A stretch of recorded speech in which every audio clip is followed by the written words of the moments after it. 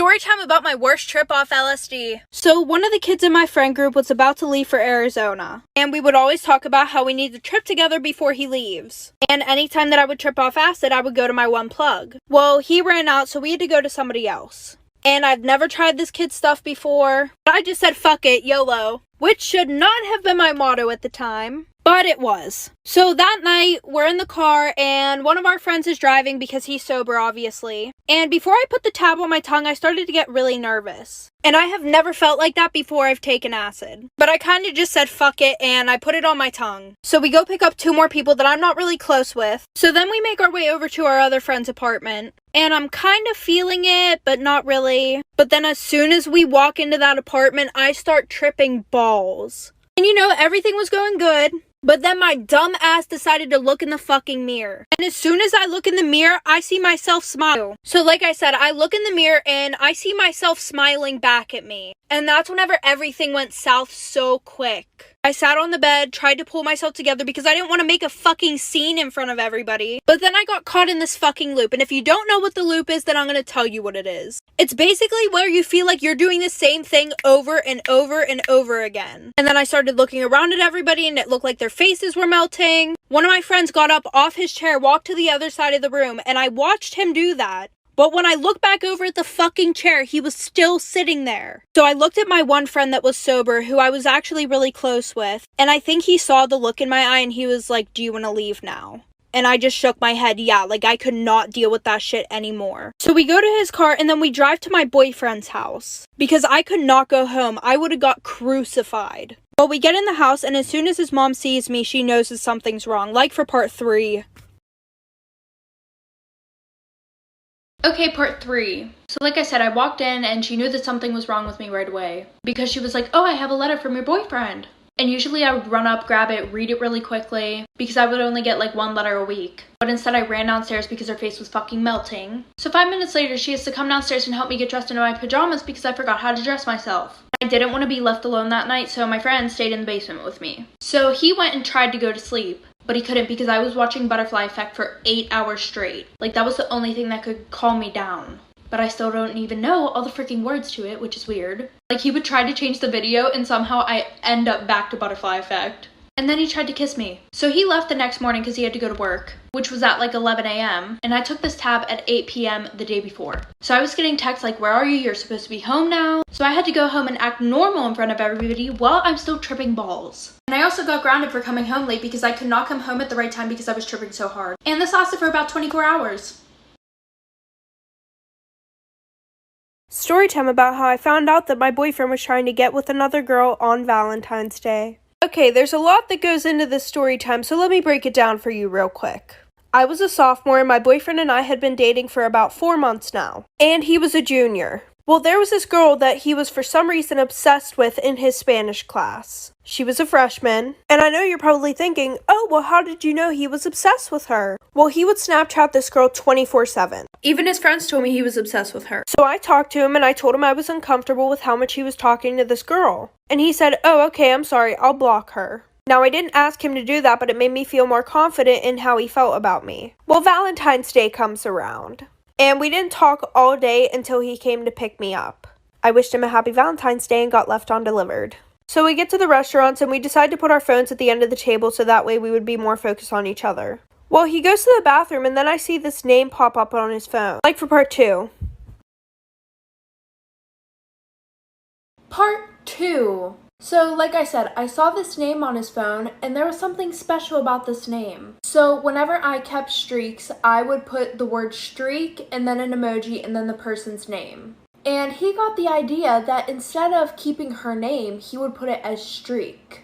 So I was like, that's really fucking weird. And at first I was like, what the fuck? So I opened his phone, and what do you know? It's from that girl. And she was replying back to a big paragraph that he sent her. And we had school that same day. So at 6:30 in the morning, this girl got a big paragraph from my boyfriend about how she's such a beautiful, amazing girl and that she deserves somebody who's going to take her out and buy her flowers and stuff. And how if she wanted to go out to dinner, let him know. He took an extremely long time in the bathroom, so the waiter came to our table. So I ordered $300 worth of food for myself. So when he came back, I told him that I had to go call my mom, and I left. And he was stuck with a $400 bill.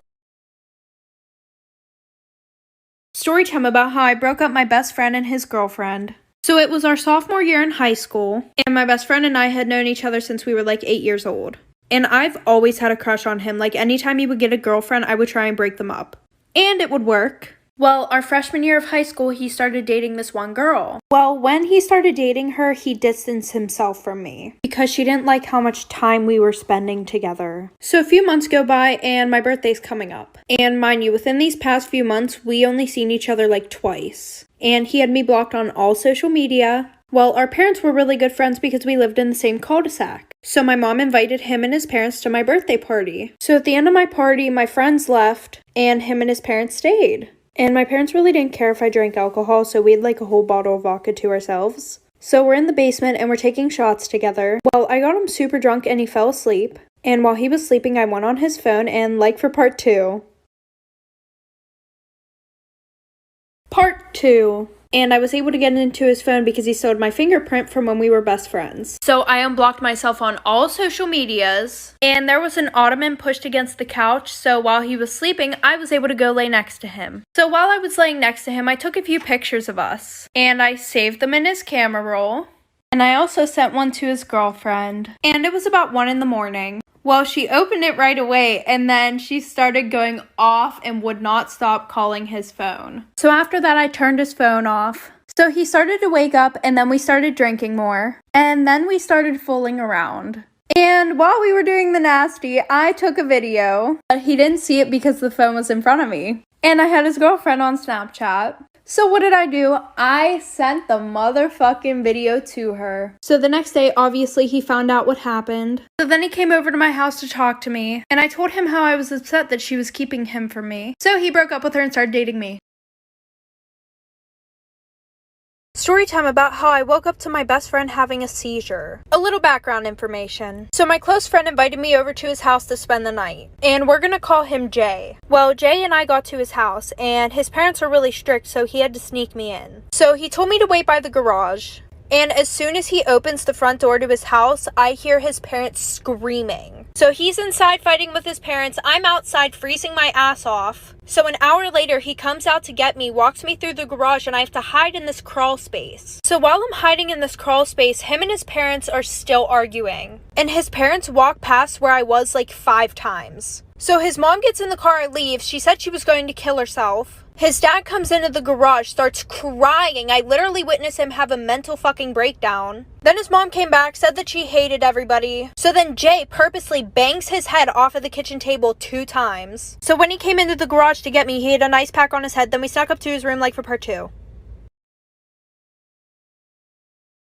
Part 2. So like I said, he rushes me up to his room because his dad was in the basement and his mom left again, threatening to kill herself again. And while we're upstairs, he starts taking dabs. And we're up for a little bit and then we go to sleep. So at like 8 in the morning, we both wake up. He's on his phone, I'm on my phone. We're not facing each other. And then all of a sudden, I feel the bed start to shake like a lot.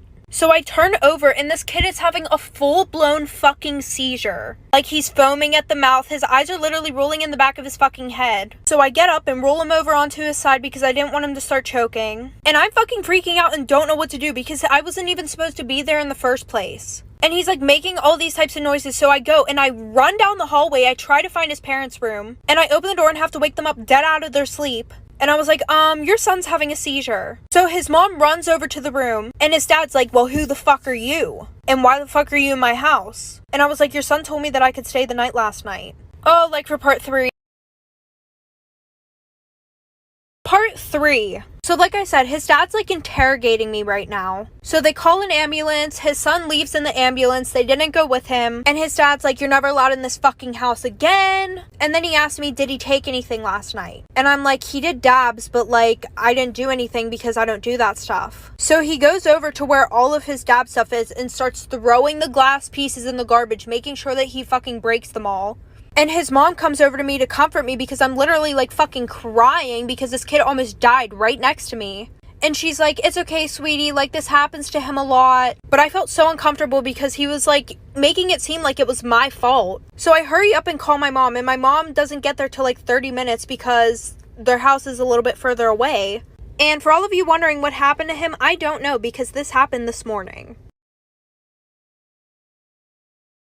Story time about how my boyfriend was cheating on me with my stepsister. So a little background information, my mom remarried whenever I was in 8th grade, and my stepdad had 2 daughters. One which was my age, and we got along really well. Well, before my sisters and I went back to school, my mom wanted to go on a camping trip with everyone. And my boyfriend was coming because he was really close with my family. So while my stepsister and I are packing up, she starts acting really weird. And we're gonna call my boyfriend Kevin. She was like, oh, is Kevin still coming with us? And I was like, yeah.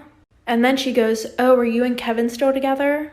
And I'm like, we were never broken up. Like, the fuck? Like I said, she was just being super fucking weird. But anyways, we all get in the car, we drive up there, and her and Kevin start being super weird around each other. Like, they were being too touchy. Anytime that I wanted to go do something with Kevin, she would say, oh, Kevin, you can come do this instead. Well, that night, Kevin and I are sleeping in our tent. At least I thought he was. And I wake up to some loud noises in the other tent, like for part 2. Part 2. So like I said, I heard a bunch of noises and talking in my stepsister's tent, and I wake up and my boyfriend isn't in the tent.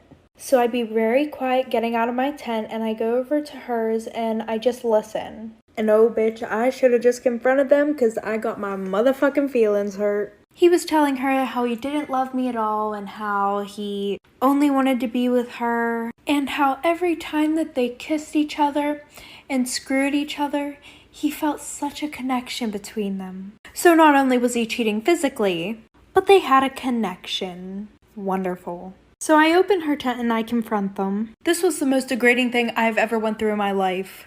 And I said, I heard you guys outside. And I'm just not the type of girl who's going to come at another girl because my man wants her. Because at that point, he's not my man. She goes, sit down, sweetie, we need to talk. Apparently they're in love. So they started dating. They're still dating. And my parents allowed it. So I distanced myself from all of them.